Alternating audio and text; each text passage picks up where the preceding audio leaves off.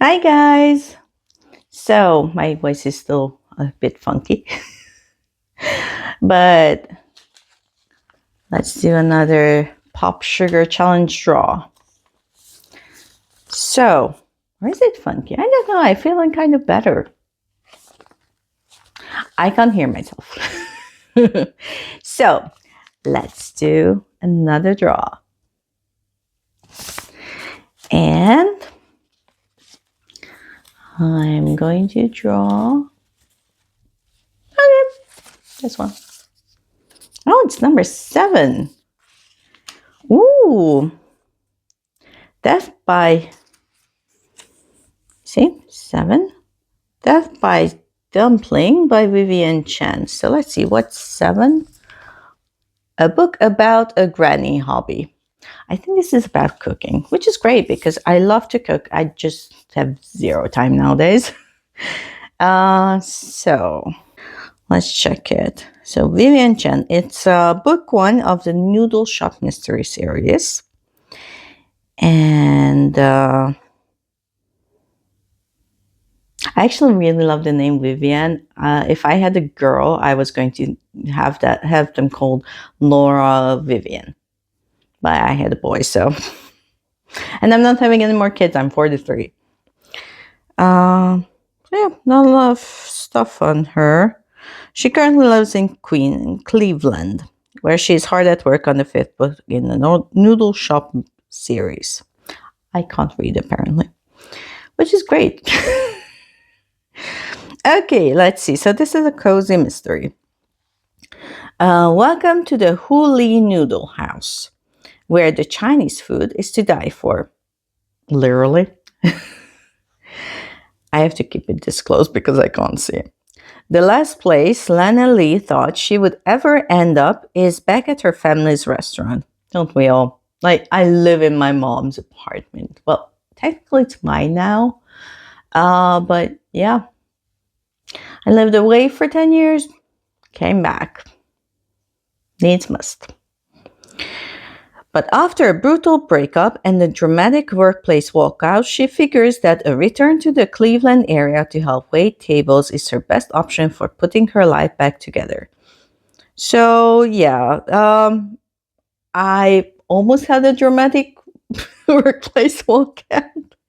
I was working at this hotel, a small hotel in the UK, in England, in Cumbria.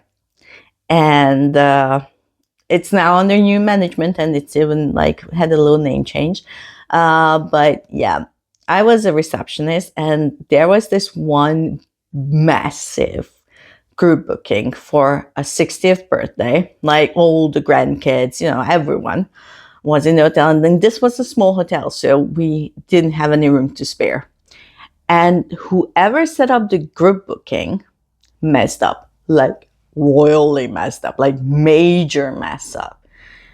And we were 3 rooms short. Guess who had to deal with it? I worked 13 hours that day, and I was at my breaking point because I was working 12-hour shifts and I was so tired. I was exhausted. Like, I couldn't cope. Like, my brain, I have ADHD and unmedicated ADHD brain. 3 days of stress, basically no sleep. Like, even a normal brain would break under that. But my brain, it just short-circuited. And when another person started yelling at me, I just started crying uncontrollably. Like, I had zero control over my reaction, which is almost normally like a neurotypical person. Neurodivergent, ADHD, emotional dysregulation. Like, yeah. Yeah, so I started crying uncontrollably. And then I heard some people in the next room making fun of me. So yeah, I actually had about a week more left until I was like scheduled to leave because I was like not staying there.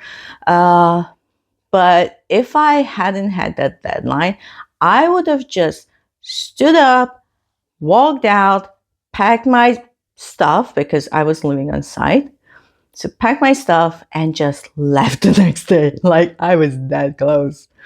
But I stuck it out until the last day. And on the last day, I went into my room, threw down my uniform, and did a happy dance.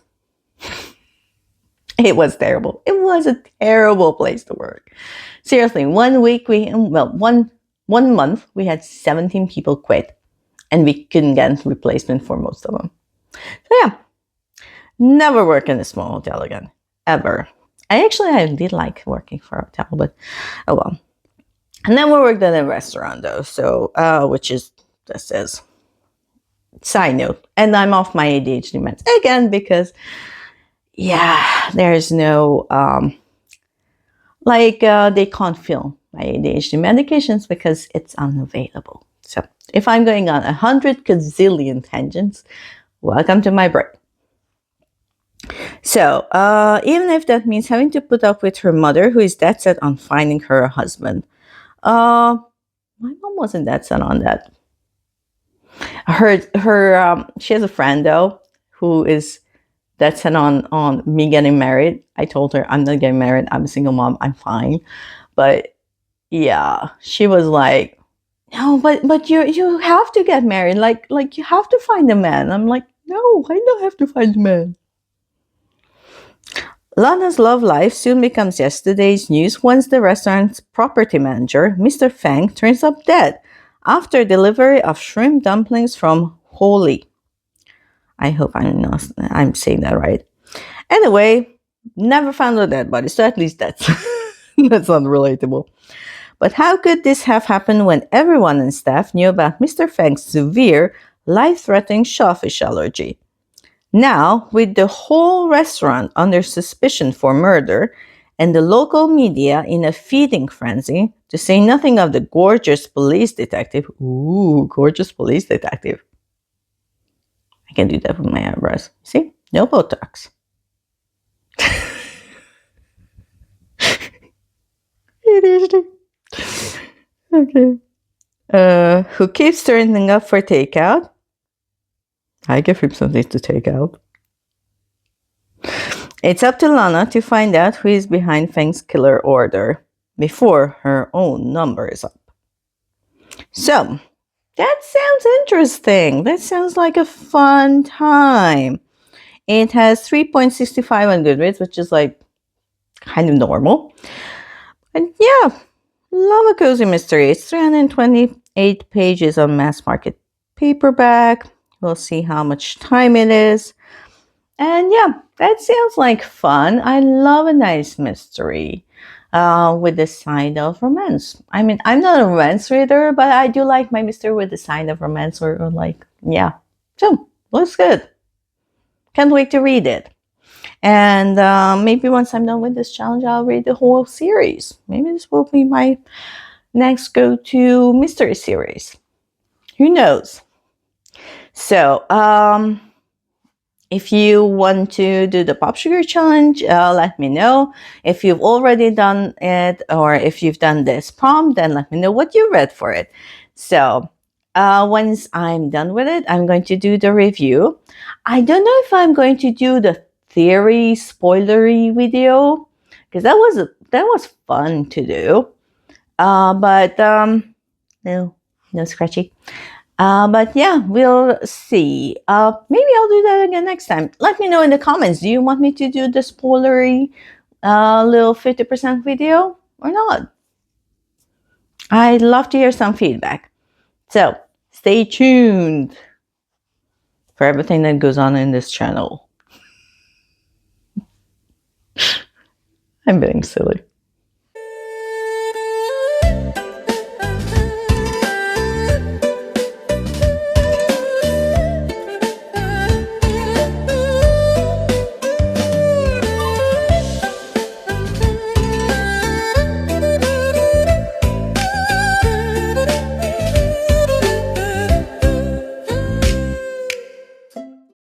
Hi guys! So this is a review of Death by Dumpling by Vivien Chien. And I read this as part of the 2026 PopSugar Reading Challenge, and this was for prompt number 7, which is a book with a granny hobby. And I was actually kind of confused why I picked this book. I think I thought it was about cooking or baking or something like that. It's not. But I was thinking that it could apply that there's a lot of gossip in it, and you could say gossiping is a granny hobby. So I think it counts. Though I may, if I have time towards the end of the year, I may pick another book for this. We'll see. For now, I think it's good enough. We'll see in the future. So what is this book about? This book is about a woman named Lana Lee. She's, I think, around 27, 28. She's still not over 30. I would like to read more about women in their 30s and 40s. And so she works as a server hostess at her family's restaurant, which is located in a mall called Asia Village, which is Asian themed. And it's actually very interesting because there is a similar place in my country, in Budapest, well, in the capital in Budapest. And I've actually heard, because I don't live there, so I've never went. I've never gone to our sort of own version of Asia Village. And I've actually recently heard that there were a lot of shops closing, so I don't know. I'd love to go. I just never go to the capital. Actually, where I live, there aren't a lot of Asian shops or places to eat, really. I would love to have a dumpling. I kind of want to have a dumpling. Anyway, they have all sorts of little shops, like souvenir shops, art shop. There's a shop for herbs, and there's even a karaoke bar. I've never been to a karaoke bar. Anyway, so what happens is that she delivers fruit for the property manager or kind of owner of the place, and he dies. So the question is, who killed him, how, and why? And we actually do find this out, but kind of abruptly. So what happens is that we hear a lot about how she left her job. Well, actually, we don't hear that much about how she left her previous job, but we do hear a lot about her ex, and she goes to her friend's bar. Well, her roommate, who's also her friend, works at a bar, and they go there. And then she also flirts with the lead detective. There's also a guy who sort of worked for the dead guy. I don't remember anyone's names, of course. You can expect that from me now. And he has dinner with her. He gives her some ideas. He wants to build this community thing. Great idea. I don't mind. So you hear more about kind of the experience of Asian Americans in Cleveland, of all places, than the actual murder. So there are things. They do make steps towards trying to solve the mystery, but for most part, they're very unsuccessful. And there's also a lot of like, oh, I want to talk to you about this, and oh, I don't want to talk to you about that. Let's talk later. That sort of stuff, like wasting our time, you could say. And this is why I gave it 3 stars, because I didn't feel like I could piece through. So I think a very good mystery should give us, the readers, some clues along the way. Like you are part of the investigation. You're not just an outside spectator. I think that's important. So you follow along, but not much happens as towards solving the mystery. There are little tidbits here and there, but they're kind of lost among the flirting, the roommate thing, the shopping. She eats a lot of donuts for some reason. I love donuts. I haven't had donut in years. Anyway, so yeah, she just goes around. and stuff happens. And but there are a lot of characters in this, and with my brain that keeps forgetting the names and stuff. So when actually the killer is revealed, I go like, who are you? I don't remember. Who was this person? I still not sure. Anyway, so I didn't feel the mystery, so the ambience was great. I really love that. The mystery was kind of a letdown. And also the solution was kind of like from left field. Because we were like questioning some stuff as to why this was and things like that. But it just didn't feel all that integrated into the story. Anyway, what else was there? Oh yeah, the narrator, because of course I listen to this as an audiobook. I do most of my reading like that, like 99% of it. And the thing is that the narrator was terrible. I didn't like her. I mean, she did the character voices very well. I